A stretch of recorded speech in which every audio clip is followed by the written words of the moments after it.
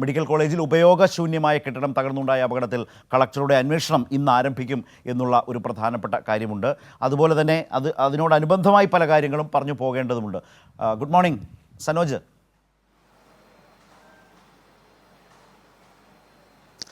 Good morning Sharath. Good morning. ഇപ്പോൾ എവിടെയാണ് നിൽക്കുന്നത്? Medical college പരിസരത്താണോ?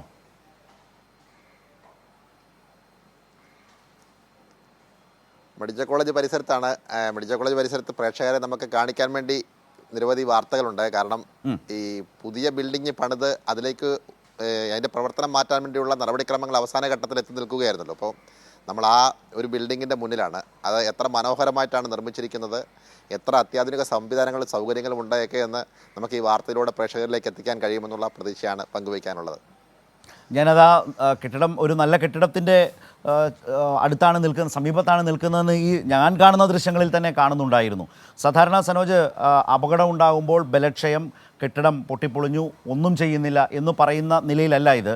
കാലങ്ങളായി തന്നെ കൂറ്റൻ മൾട്ടി സ്പെഷ്യാലിറ്റി ബ്ലോക്ക് പണിയുകയായിരുന്നു. അത് പൂർത്തീകരിച്ചു. അതിൻ്റെ ഷിഫ്റ്റിംഗ് നടന്നു വരികയായിരുന്നു. എന്നാൽ ആ വാർഡുകൾക്കൊന്നും, ഇപ്പോൾ 10, 11, 14 വാർഡുകളാണ്, ആ വാർഡുകൾക്കൊന്നും ഏതെങ്കിലും തരത്തിലുള്ള സുരക്ഷാ ഭീതി ഉണ്ടായിരുന്നില്ല. അതിനോട് അറ്റാച്ച് ചെയ്ത്, അതിനോട് ചേർത്ത് നിർമ്മിച്ച ടോയ്ലറ്റ് ബ്ലോക്കാണ്. അതിലെ 2 ബ്ലോക്കുകൾ പൂർണ്ണമായും പൂട്ടിയിട്ടിരിക്കുകയായിരുന്നു. ഭാഗികമായി തുറന്ന് കിടന്ന, അല്ലെങ്കിൽ ഉപയോഗിക്കാതെ ഉപേക്ഷിച്ച ആ 3ാമത്തെ ബ്ലോക്കിലാണ്, ആ ടോയ്ലറ്റ് ബ്ലോക്കിലാണ് ഇന്നലെ ഈ അപകടമുണ്ടായത്. ആ ബ്ലോക്ക് മാത്രമാണ് ഇടിഞ്ഞു വീണത്, ആ ടോയ്ലറ്റ് ബ്ലോക്ക് മാത്രം. ഈ നിലയിലുള്ളൊരു സാഹചര്യം കണ്ടുകൊണ്ട് തന്നെ സംസ്ഥാന സർക്കാർ കുറേ നാളുകളായി നടത്തി വന്ന പരിശ്രമങ്ങൾ, മാറ്റം, അവിടേക്ക് കെട്ടിടത്തെ ആകെ മാറ്റുക, അല്ലെങ്കിൽ കെട്ടിടത്തെ ഈ ബ്ലോക്കിനെ ആകെ മാറ്റുക, സർജിക്കൽ ബ്ലോക്കിനെ മാറ്റുക, അതിനുവേണ്ടിയാണോ ഈ കെട്ടിടം പണിതിട്ടുള്ളത്? അതിൻ്റെയൊക്കെ വിശദാംശങ്ങളിലേക്ക് പ്രേക്ഷകരെ ഒന്ന് പരിചയപ്പെടുത്തൂ സനോജ്.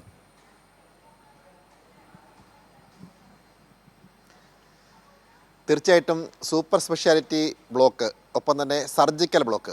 ഈ സൂപ്പർ സ്പെഷ്യാലിറ്റി ബ്ലോക്ക് 10 നിലകളിലായിട്ടാണ് നിർമ്മിക്കുന്നത്. അത് പ്രിൻസിപ്പൽ ഓഫീസിൻ്റെ, ഞാൻ ഇപ്പോൾ നിൽക്കുന്ന ഈ ഭാഗത്തൂടെ പോയി കഴിയുമ്പോഴാണ് കാണാൻ കഴിയുക. ഇന്നലെ മുഖ്യമന്ത്രി വന്ന യോഗം നടന്നതിൻ്റെ തൊട്ട് മുന്നിലായിട്ട് നടക്കുന്നതാണ് സൂപ്പർ സ്പെഷ്യാലിറ്റി ബ്ലോക്ക്.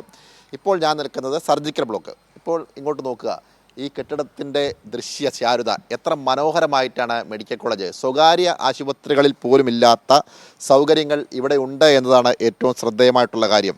അത്രമേൽ മനോഹരമായ രീതിയിലാണ് ഇതിൻ്റെ നിർമ്മാണ പ്രവർത്തനങ്ങൾ പൂർത്തിയാക്കിയിട്ടുള്ളത്.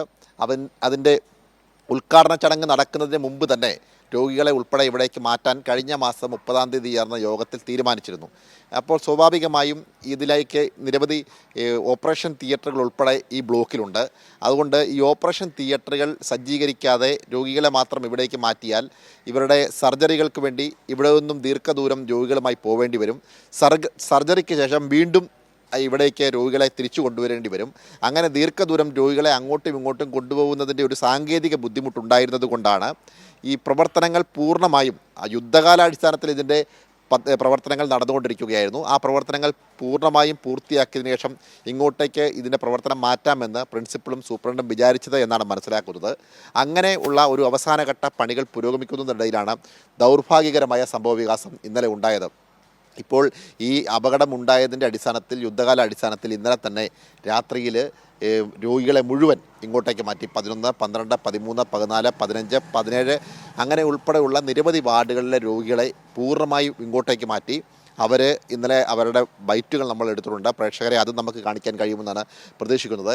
എന്തായാലും അവരൊക്കെ പൂർണ്ണ സംതൃപ്തി രേഖപ്പെടുത്തിയിട്ടുണ്ട്. സൗകര്യങ്ങൾ സ്വകാര്യ ആശുപത്രിയെ വെല്ലുന്ന തരത്തിലുള്ള സൗകര്യങ്ങളാണ് ഇവിടെ ഒരുക്കിയിട്ടുള്ളത്. ഇങ്ങനെ പറയുമ്പോൾ, ഇത് എന്തുകൊണ്ടാണ് ഈ കെട്ടിടം നിർമ്മിച്ചത് എന്ന് പറയുമ്പോൾ, 1968 നിർമ്മിച്ച ഈ മെഡിക്കൽ കോളേജിൻ്റെ ആരംഭകാലത്തിലുണ്ടായിരുന്ന ഒരു കെട്ടിടത്തിൻ്റെ പ്രദേശത്ത് കൂട്ടിപ്പിടിച്ച ഒരു ശൗചാലയം, ശുചിമുറിയാണ് ഇന്നലെ തകർന്ന് താഴെ വീണ് ഒരാൾ അതിദാരുണമായി മരണപ്പെടുന്ന സാഹചര്യമുണ്ടായത്. അപ്പോൾ ആ കെട്ടിടത്തിന് ബലക്ഷയം ഉണ്ടായിരുന്നുവെന്ന് 2013 റിപ്പോർട്ടുണ്ടായിരുന്നു. ആ റിപ്പോർട്ട് വേണ്ട തരത്തിലുള്ള ഇടപെടൽ അന്നത്തെ സർക്കാർ നടത്തിയില്ല. അതിൻ്റെ അടിസ്ഥാനത്തിൽ 2016 പിന്നീട് വന്ന സർക്കാർ, ഇടതുപക്ഷ സർക്കാർ, ഈ ആശുപത്രിയുടെ കെട്ടിടത്തിൻ്റെ ബലക്ഷയം പരിഗണിച്ചുകൊണ്ട് പുതിയ കെട്ടിടം നിർമ്മിച്ച് ആ കെട്ടിടത്തിൻ്റെ പ്രവർത്തനങ്ങൾ പൂർണ്ണമായും ഇവിടേക്ക് മാറ്റുന്നതിന് വേണ്ടിയുള്ള ക്രമീകരണങ്ങൾ ഒരുക്കി. അങ്ങനെ ക്രമീകരണങ്ങൾ ഒരുക്കിയതിൻ്റെ അടിസ്ഥാനത്തിലാണ് ഇതിൻ്റെ നിർമ്മാണ പ്രവർത്തനങ്ങൾ അവസാന ഘട്ടത്തിലേക്ക് എത്തുകയും അവിടേക്ക് ഇതിൻ്റെ പ്രവർത്തനം മാറ്റാൻ വേണ്ടിയുള്ള തീരുമാനത്തിലേക്ക് പോവുകയും ചെയ്തത്. അപ്പോഴാണ് ഇങ്ങനെ ഒരു സംഭവ വികാസമുണ്ടായത്. ആരും പ്രതീക്ഷിക്കാത്ത ഒരു അപകടം ആരോടും പ്രവേശിക്കാൻ പാടില്ല എന്ന് പറഞ്ഞിരുന്ന ഒരു പ്രദേശത്തേക്ക് ആളുകൾ ശുചിമുറിയിലേക്ക് പോയി എന്നുള്ളതാണ് ഇന്നലത്തെ ഒരു അപകടത്തിന് കാരണം. എന്തായാലും ഒരു ദൗർഭാഗ്യകരമായ സംഭവമാണ്. ഇങ്ങനെ സംഭവങ്ങൾ ഉണ്ടാകുമ്പോൾ കാടടച്ച് വെടിവെക്കുകയാണ് പലപ്പോഴും പലരും ശ്രമിക്കുന്നത്. കാരണം കഴിഞ്ഞ 9 വർഷത്തിനിടയിൽ എന്നെ സംബന്ധിച്ച് ഞാൻ കോട്ടയം ജില്ലക്കാരനാണ്. നമ്മുടെ പല ആളുകളുടെയും എൻ്റെ പിതാവിൻ്റെയൊക്കെ ആശുപത്രിയുടെ ചികിത്സയുമായി ബന്ധപ്പെട്ടുകൊണ്ട് മെഡിക്കൽ കോളേജിൽ വന്നിട്ടുണ്ട്.